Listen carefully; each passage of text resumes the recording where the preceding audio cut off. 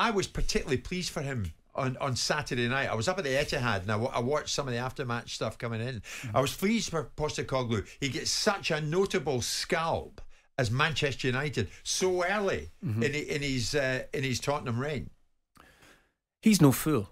He's definitely no fool. This is a proper manager. He knows his stuff. He wasn't well known simply because he was from Australia, working in Japan, and he brought players into Celtic that did exceptionally well. So he knew the strength of the players. He knew, and more importantly, he knows his own strengths and weaknesses. He's very, very good. He's got an attacking mind, and he wants to go forward with it. And you always felt that regardless of the results, that they, being Tottenham Hotspur, would be a bit more pleasing on the eye, for want of better words. I hate that phrase, but anyway, I'll go with it.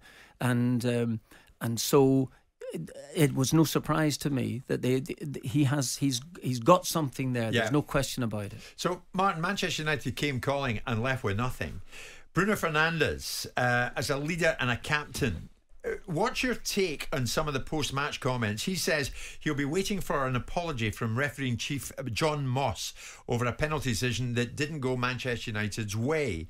And he's pretty much outspoken in it. He says the referees have got to start doing interviews after the game so they can explain themselves. It's a penalty.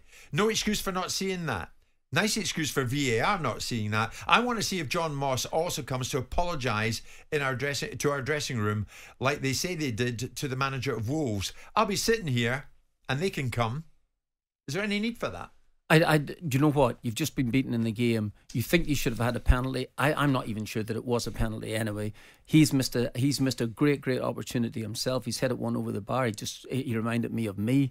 Heading it like that, and at the end of it all, I wonder, is Ten Hag waiting for an apology from him for missing the header? I don't think you can be that petulant. You've lost the game. You shouldn't be turning around to talk about and be as flippant as that there in your comments about the referee and the leader of the band not coming to apologise, as apparently they did apologise to Wolves not giving the penalty on the previous Monday night. So overall, I think Manchester United have to look within themselves at the game, how they didn't. To me, I don't think they created enough in the side. They're supposed to be a top quality counter-attacking team. They didn't see it, and petulance like that there from your captain, who should be showing a really stronger example. I'm not sure that was the case. I wonder, with hindsight, if it will show that Bruno was the right decision to be captain. I think performance-wise, at times you can look at Bruno Fernandes as a captain. I think he goes missing when there's moments of adversity, and I don't think he's a leader. I don't think he's a leader. I think he's clearly not a leader. And why you'd want him as a leader, I don't know. But when you have leaders like that, you'll get certain outcomes. Yeah. And if Manchester United's desire is to be top of the tree again, you're not going to get there with Bruno Fernandes as your captain. Yeah. I think people, and the irony of it is the consensus of people's views were that the situation on Monday was a penalty against Man United, and the consensus of people's views was that wasn't a penalty to Manchester United. So the fact that he feels the necessity to claim a victim's culture and ultimately to build a galvanised sort of clandestine spirit amongst the United dressing room of people victimising them and holding them to a different set of standards, I don't think, again, I go to the simple point, be careful the kind of leaders that you want, because I don't think he is a leader. And if Manchester United are going to regain some of the poise that the Uniteds of times gone past, you need to have proper leaders on the pitch at times to do it. When you look at that side, I mean, was anyone else putting themselves forward to be captain in the eyes of Ten Hag? When you look at the side, Martin, I'm not entirely sure anyone else stood out a mile to be the captain. No, that's a very good point, Jim. I think you're right. I don't captain of the good ship Lollipop. Yeah, well, I don't think. Again, this is from a distance, but I don't think that there's captaincy material there within that group of players. I remember what we were talking about. We're setting precedents here about Manchester United. We had a driving force of Roy Keane for about 10 or 12 years in the year. So that sort of captain certainly does not exist within that group.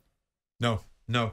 And of course it was Tottenham's day, and it was Postecoglou's day. Simon, you've said for weeks, if not months now, you watch this guy, you like the cut of his jib. Yep. Many Tottenham fans do now, quite unsurprisingly this Monday morning.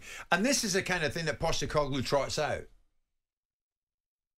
Design it so that, you know, the opposition will create chances, but, you know, it's part of it. I think it's a consequence of how we want to play, and particularly at the moment where, you know, it's fair to say it's not really embedded in us as a group, so that's going to leave us susceptible at times to the opposition attacking us. But it was great for our back four that they could sort of defend when they needed to against a very good opponent, strong opponent. So, but yeah, we want to entertain for sure. I think it's important, but entertain in terms of play football that brings success. That's still what it's underpinned by.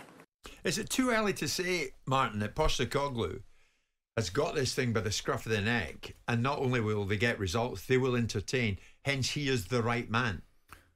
Well, in terms of that statement, yes, everything is too early. It's too early to say. They've got 4 points on the board. They got a draw at Brentford and they've won this game. That was a big, big win for them. Regardless of what I think about the manager, I think he's terrific. But really, that was an important win for them. Opening game of the season for them in terms of being at home against Manchester United, really decent opposition, or supposedly, and they go and win the game, and it is a big win, and they played nicely as well too. There's some really nice footballers in the side, and you feel as if that they can move forward. I think he would temper all of that there by saying exactly what he is saying. Yeah. Just hold on, just a second. Just give me time. Just give me a little bit more time. We are going to be susceptible to attacks. We are going to lose a couple of goals somewhere along the way. But believe me, I think we are on the right foot. I mean, a cab driver yesterday, Martin, Simon, a Tottenham fan, who was saying to me, one thing I love about Postecoglou, no BS with him. You know, we had it with Conte, we had it with Mourinho, nothing. This guy means what he says what he means. Listen, I think he's a very sensible man. He's 57 years of age. He's not a young manager. He's been around. He understands his place in the world. He also, more importantly for me, in all of this, he wants to manage Tottenham Hotspur. He sees Tottenham Hotspur as a place that he wants to ply his trade. He's not going there and doing everyone a favour like Conte and Mourinho did, and the moment they don't get precisely what they want, having a turn. He is going in there with this dynamic, which Tottenham Hotspur needs something, and he needs something from Tottenham Hotspur. And he's very calm and very balanced. He's very mature in his outlook. If you look, we went early doors to watch his Celtic play against Rangers in one of the first games, and there you could see the changing of what Celtic were going to become. They weren't ready in the first couple of games. They got beat by Rangers. They were a better side on the day, but they got beat in that game 1-0. We went to it, right? We were there. And we could see that there was this approach that was going to be had. It will take Tottenham some time. Ironically, the same accusations of Tottenham turning up in the second half, because the first half, United were much better.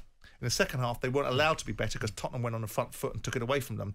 And I like some of the observations, again, from Roy Keane about some of the players at United that are fizzy drinks, that are just not doing what they should be doing. The Antonys and the Garnachis of the world that will break your heart. I think he's right. Yeah. Martial's also one of those. Yeah. But I think Spurs were very good on Saturday in the second half. Jim White and Simon Jordan. Monday to Friday mornings from 10 on AM, on DAB, via the talkSPORT app and on your smart speaker. talkSPORT.